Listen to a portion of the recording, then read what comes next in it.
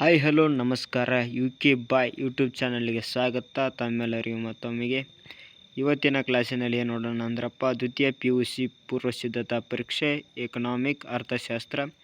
ನಾಳೆ ನಡೆಯುವ ಅರ್ಥಶಾಸ್ತ್ರ ಪೇಪರ್ಗೆ ಇದು ಹೊಸ ಇಂಪಾರ್ಟೆಂಟ್ ಕ್ವಶನ್ ಪೇಪರ್ ಆಗಿರೋದ್ರಿಂದ ಈ ಕ್ವಶನ್ ಪೇಪರ್ ನೋಡಿದರೆ 80 ಅಂಕಗಳು ಪಡೆಯಬಹುದು.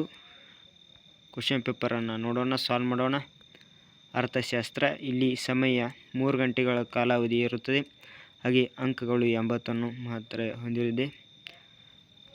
ಓಕೆ, ಕ್ವಶನ್ ಪೇಪರ್ನ ಸಾಲ್ವ್ ಮಾಡೋಣ. ಭಾಗ 7 ನೋಡೋಣ. ಭಾಗ 7ಗೆ ಸರಿಯಾದ ಉತ್ತರ ಆರಿಸಿ ಬರೆಯಿರಿ. ಇಲ್ಲಿ 5 ಅಂಕದ ಮಲ್ಟಿಪಲ್ ಚಾಯ್ಸ್ ಇರುತ್ತದೆ, 1 ಅಂಕಗಳನ್ನು ಮಾತ್ರ ಹೊಂದಿರುತ್ತದೆ. ಈಗ ಮೊದಲೇ ಕ್ವಶನ್ ನೋಡೋಣ.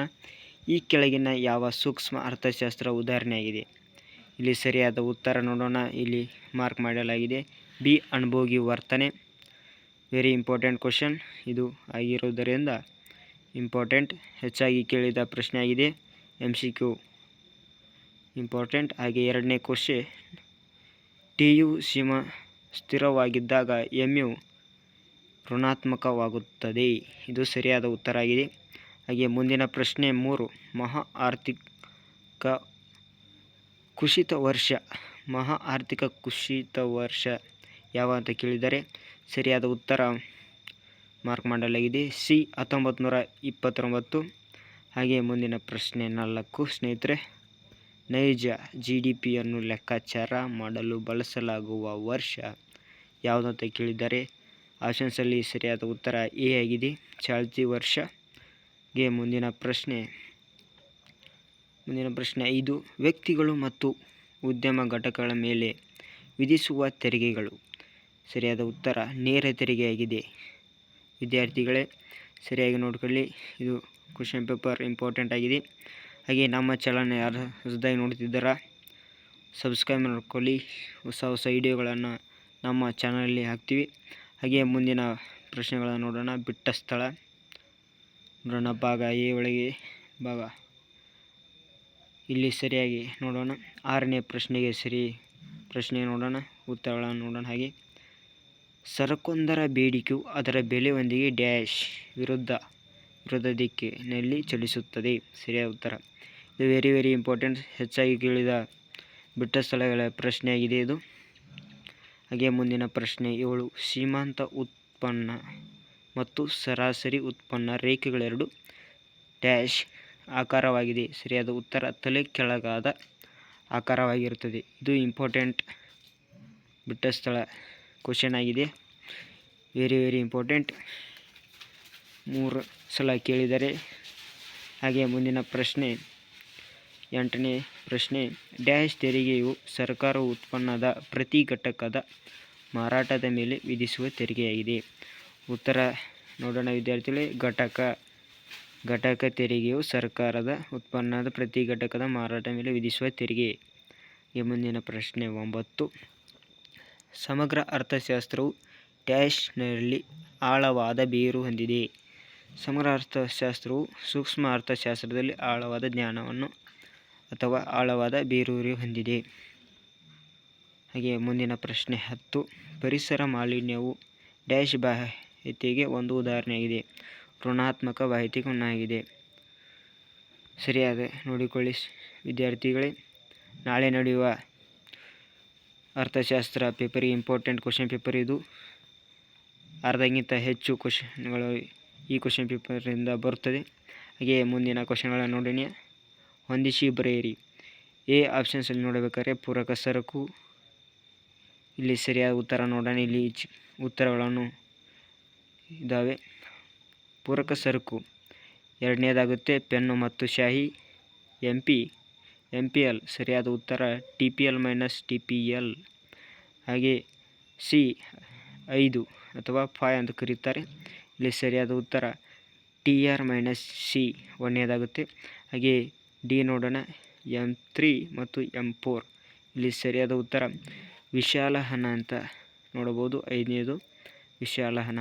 ಹಾಗೆ ಮುಂದಿನ ಪ್ರಶ್ನೆ ಈ ವ್ಯಾಪಾರ ಬಾಕಿಯು 4ನೇದಾಗುತ್ತೆ. ಸರಕುಗಳ ವ್ಯಾಪಾರ.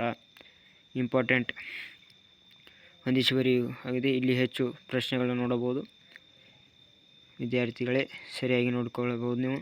ಹಾಗೆ ಮುಂದಿನ ಪ್ರಶ್ನೆ, ಒಂದು ವಾಕ್ಯ. ಆಯ್ಕೆ ಸಮಸ್ಯೆ ಹೇಗೆ ಉದ್ಭವಿಸುತ್ತದೆ?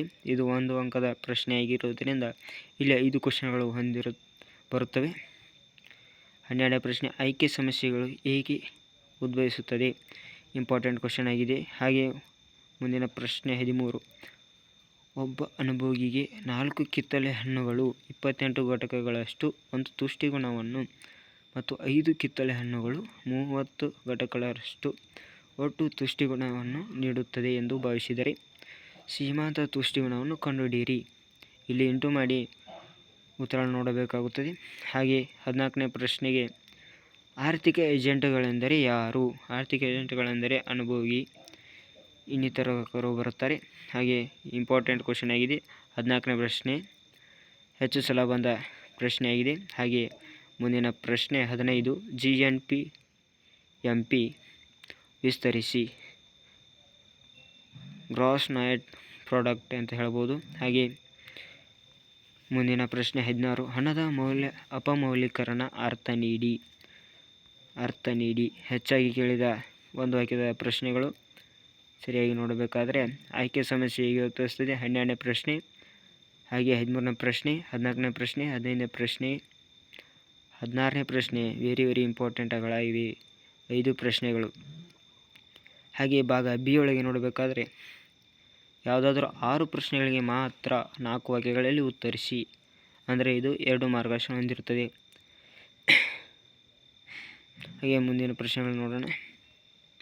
17ನೇ ಪ್ರಶ್ನೆ 2 ಅಂಕದ ಪ್ರಶ್ನೆಗಳಿಗೆ ವೆರಿ ಇಂಪಾರ್ಟೆಂಟ್ ಆಗಿದೆ, ಹೆಚ್ಚಾಗಿ ಕೇಳಬೇಕಾದರೆ 17ನೇ ಪ್ರಶ್ನೆ, ಕೆಳದರ್ಜೆ ಸರಕುಗಳೆಂದರೆ ಉದಾಹರಣೆ ಕೊಡಿ. ಇಲ್ಲಿ ನೀವು ಉದಾಹರಣೆ ಸಹ ಬರೀಬೇಕಾಗುತ್ತದೆ. ಹಾಗೆ ಮುಂದಿನ ಪ್ರಶ್ನೆ 18, ದೀರ್ಘಾವಧಿ ವೆಚ್ಚಗಳು ಯಾವುವು? ಹೆಚ್ಚಾಗಿ ಕೇಳಿದ ಪ್ರಶ್ನೆ ನೋಡಿ, ದೀರ್ಘಾವಧಿ ವೆಚ್ಚಗಳು ಯಾವುವು ಅಂತ. ಹಾಗೆ ಮುಂದಿನ ಪ್ರಶ್ನೆ 19, ಪರಿಪೂರ್ಣ ಪೈಪೋಟಿ ಮಾರುಕಟ್ಟೆಯಲ್ಲಿ ಉದ್ಯಮ ಘಟಕವೊಂದರ ಲಾಭ ಗಳಿಸುವ ಅಗತ್ಯವಿರುವ ಷರತ್ತುಗಳು ಬರೆಯಿರಿ. ಇಲ್ಲಿ ಸರಿಯಾಗಿ ನೋಡಬೇಕಾದ್ರೆ 3 ಷರತ್ತುಗಳನ್ನು ಇರುತ್ತವೆ. ಅವನ್ನು ನೀಟಾಗಿ ನೀವು ಬರೆದರೆ 2 ಅಂಕಗಳನ್ನು ತೆಗೆದುಕೊಳ್ಳಬಹುದು ನೀವು. ಹಾಗೆ ಮುಂದಿನ ಪ್ರಶ್ನೆ 20, ಸದಾವಕಾಶ ವೆಚ್ಚ ಅರ್ಥವನ್ನು ಉದಾಹರಣೆ ಸಹಿತ ಬರೆಯಿರಿ. ಇಲ್ಲಿ ಉದಾಹರಣೆ ಕೊಟ್ಟು ಬರೆಯಬೇಕಾಗುತ್ತೆ ಸದಾವಕಾಶ ಅಂದರೆ ಏನಂತೇಳಿ. ಹಾಗೆ 21ನೇ ಪ್ರಶ್ನೆ, ಬಾಹ್ಯ ವ್ಯಾಪಾರದ 2 ವಿಧಗಳನ್ನು ಹೆಸರಿಸಿ. 2 ವಿಧಗಳನ್ನು ಬರೆದರೆ 2 ಮಾರ್ಕ್ಸ್. ಮುಂದಿನ ಪ್ರಶ್ನೆ 22, ನೈಜ GDP 300, ನಾಮಮಾತ್ರ GDP 330, ಅಂದರೆ GDPಯ ಹಣ ಪ್ರಸರಣವನ್ನು ಲೆಕ್ಕ ಮಾಡಿ. ಇಂಪಾರ್ಟೆಂಟ್ ಕ್ವಶನ್ ಆಗಿದೆ ಇದು. ಹಾಗೆ ಮುಂದಿನ ಕ್ವಶನ್ 23, GDPಯ ರಾಷ್ಟ್ರೀಯ ವರಮಾನ ಮಾಪನ ಮಾಡುವ ಅಥವಾ 3 ವಿಧಾನಗಳನ್ನು ತಿಳಿಸಿ. 3 ವಿಧಾನಗಳು ಬರೆಯಬೇಕಾಗುತ್ತೆ. GDPಯ 3 ವಿಧಾನಗಳು ಈಸಿಯಾದ ಕ್ವಶನ್ ಪೇಪರಲ್ಲಿ ನೋಡಬಹುದು ನೀವು. ಇಂಪಾರ್ಟೆಂಟ್ ಕ್ವಶನ್ಗಳು ಬಂದಿವೆ. ನಾಳೆಯೂ ಸಹ ನೀವು ಬರೆಯುವ ಎಕ್ಸಾಮ್ನಲ್ಲಿ ಸಹ ಬರುತ್ತದೆ. ಇಂಪಾರ್ಟೆಂಟ್ ಕ್ವಶನ್ ಪೇಪರ್ ಇದು. ಈ ಕ್ವಶನ್ ಪೇಪರ್ ನೋಡಿ ಸಾಲ್ವ್ ಮಾಡಿದರೆ ಸಾಕು, 80ಕ್ಕೆ 70 ಅಬೌವ್ ತಗೋಬೋದು. ಹಾಗೆ 26ನೇ ಪ್ರಶ್ನೆ,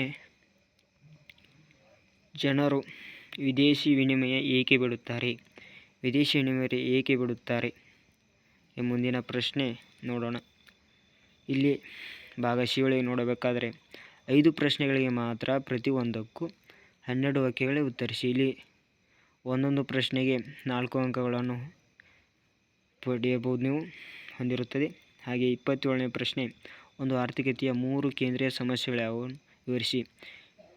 ಈ ಪ್ರಶ್ನೆಯು ಹೆಚ್ಚಾಗಿ ಕೇಳಿದ್ದಾರೆ ವಿದ್ಯಾರ್ಥಿಗಳೇ. ಈ ಪ್ರಶ್ನೆಯು ಹಲವು ಬಾರಿಗಳು ಸಹ ಬಂದಿದೆ. ಇದು ವೆರಿ ಇಂಪಾರ್ಟೆಂಟ್ ಆಗಿದೆ. ಹಾಗೆ ಮುಂದಿನ ಪ್ರಶ್ನೆ 28, ಒಂದು ಮಾರುಕಟ್ಟೆಯಲ್ಲಿ 2 ಅನುಭೋಗಿಗಳು ಇದ್ದಾರೆ ಎಂದು ಪರಿಗಣಿಸಿ ಬೆಲೆಯ ವಿವಿಧ ಮಟ್ಟದಲ್ಲಿ ಒಂದು ಸರಕಿಗೆ ಅವರ ಬೇಡಿಕೆಯನ್ನು ಈ ಕೆಳಗಿನ ನೀಡಲಾಗಿದೆ. ಸರಕಿನ ಮಾರುಕಟ್ಟೆ ಬೇಡಿಕೆಯನ್ನು ಲೆಕ್ಕ ಮಾಡಿ.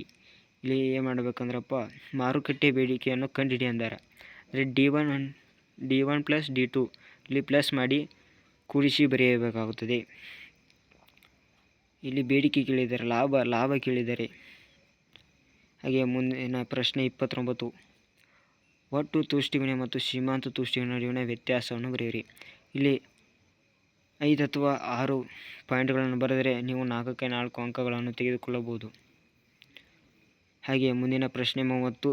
ಬೆಲೆ ಮಿತಿ ಎಂದರೆ ರೇಖಾಚಿತ್ರದೊಂದಿಗೆ ವಿವರಿಸಿ. ಈ ಪ್ರಶ್ನೆಯು ಹೆಚ್ಚಾಗಿ ಕೇಳಿದ್ದಾರೆ ವಿದ್ಯಾರ್ಥಿಗಳೇ. ವೆರಿ ಇಂಪಾರ್ಟೆಂಟ್ ಕ್ವಶನ್ ಇದಾಗಿದೆ. ಬೆಲೆ ಮಿತಿ ಎಂದರೆ ರೇಖಾಚಿತ್ರದೊಂದಿಗೆ ವಿವರಿಸಿ.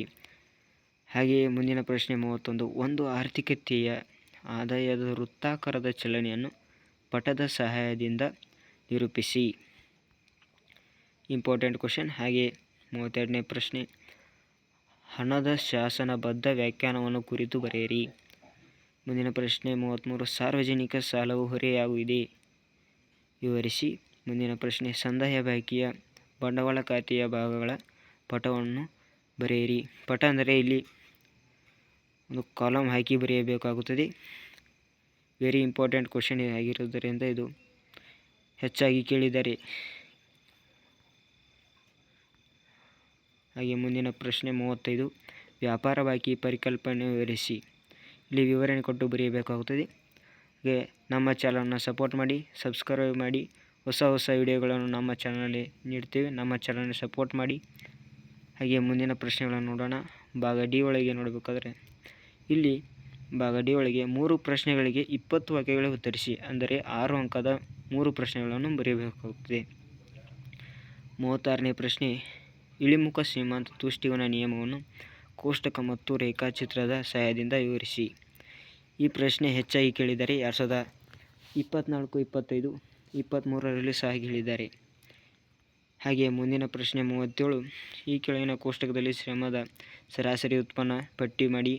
ಹಾಗೆ ಒಟ್ಟು ಉತ್ಪನ್ನ, ಸೀಮಾಂತ ಉತ್ಪನ್ನಗಳನ್ನು ಕಂಡುಹಿಡಿಯಿರಿ ಅಂತ ಕೇಳಿದ್ದಾರೆ. ಈ ಥರ ಒಂದು ಕೋಷ್ಟಕ ಕೊಡುತ್ತಾರೆ. ಆ ಕೋಷ್ಟಕದಲ್ಲಿ APL, TPL ಕೊಟ್ಟಿರ್ತಾರೆ. ನೀವು MPL ಅನ್ನು ಮಾತ್ರ ಕಂಡುಹಿಡಿಯಬೇಕಾಗುತ್ತದೆ. ಹಾಗೆ ಮುಂದಿನ ಪ್ರಶ್ನೆ 38. ಪರಿಪೂರ್ಣ ಪೈಪೋಟಿ ಮಾರುಕಟ್ಟೆಯಲ್ಲಿ ಬೇಡಿಕೆ ಮತ್ತು ಪೂರೈಕೆ ರೇಖೆಗಳ ಏಕಪಲ್ಲಟವನ್ನು ರೇಖಾಚಿತ್ರದೊಂದಿಗೆ ವಿವರಿಸಿ. ಇದು ಹೆಚ್ಚಾಗಿ ಕೇಳಿದ ಪ್ರಶ್ನೆಯಾಗಿದೆ. ಏಕಕಾಲದ ಪಲ್ಲಟಗಳ ರೇಖಾಚಿತ್ರವನ್ನು ವಿವರಿಸಿ. Important question. ಇಲ್ಲಿ 4 ರೇಖಾಚಿತ್ರಗಳು ಬರುತ್ತೆ. ಸರಿಯಾಗಿ ನೀವು ಬರೆಯಬೇಕಾಗುತ್ತದೆ. 39ನೇ ಪ್ರಶ್ನೆ ನೋಡಬಹುದು. ಇದು ಬಹುಶಃ ಒಂದು ನಿರ್ದಿಷ್ಟ ವರ್ಷದಲ್ಲಿ GDP MP 1000 ಕೋಟಿಯಾಗಿದೆ. ಅದೇ NFAI 100 ಕೋಟಿಯಾಗಿದೆ. ಸವಕಳಿ ವೆಚ್ಚ 250 ಕೋಟಿ. ಪರೋಕ್ಷ ತೆರಿಗೆ ಮೌಲ್ಯ NIP 20 ಕೋಟಿಯಾಗಿದೆ.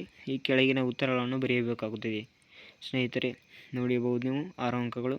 ಇಲ್ಲಿ ಅಥವಾನು ಸಹ ಕೊಟ್ಟಿರುತ್ತಾರೆ. 40ನೇ ಪ್ರಶ್ನೆ ನೋಡೋಣ. ಆದಾಯ ಮತ್ತು ಉತ್ಪಾದನೆಯ ಮೇಲೆ ಸಮಗ್ರ ಬೇಡಿಕೆಯಲ್ಲಿ ಸ್ವಾಯತ್ತ ಬದಲಾವಣೆ ಪರಿಣಾಮವನ್ನು ವಿಶ್ಲೇಷಿಸಿ. ಇಂಪಾರ್ಟೆಂಟ್ ಕ್ವಶನ್ಗಳಾಗಿವೆ ಇವೆಲ್ಲವೂ.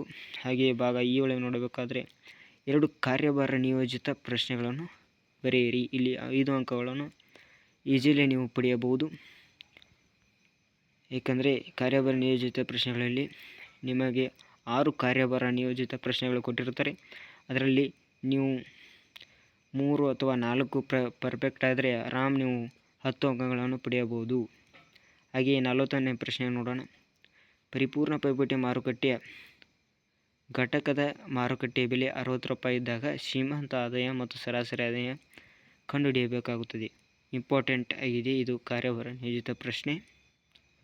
ಹಾಗೆಯೇ 42ನೇ ಪ್ರಶ್ನೆ. ಭಾರತದ ಆರ್ಥಿಕತೆಯ ಮೇಲೆ 2016ರ ಅನ್ಯಾಯೀಕರಣ ಪರಿಣಾಮವನ್ನು ಕುರಿತು ಬರೆಯಿರಿ.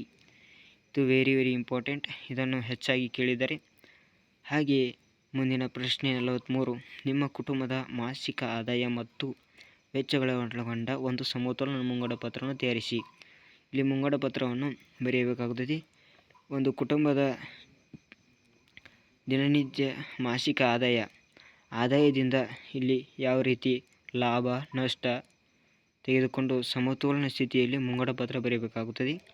ಕೋಷ್ಟಕಗಳನ್ನು ಬರೆಯಬೇಕಾಗುತ್ತದೆ.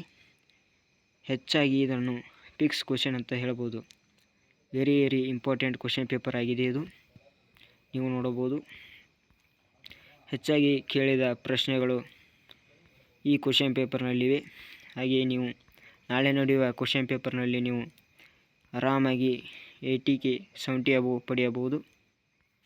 ಇಂಪಾರ್ಟೆಂಟ್ ಆಗಿ ನೋಡಿಕೊಳ್ಳಿ. ಥ್ಯಾಂಕ್ ಯು, ಧನ್ಯವಾದಗಳು. ನಮ್ಮ ಹೊಸ ಚಾನಲ್ಗೆ ಸ್ವಾಗತ. ಸಬ್ಸ್ಕ್ರೈಬ್ ಮಾಡಿ, ನಮ್ಮ ಚಾನಲ್ ಸಪೋರ್ಟ್ ಮಾಡಿ. ಧನ್ಯವಾದಗಳು. All the best.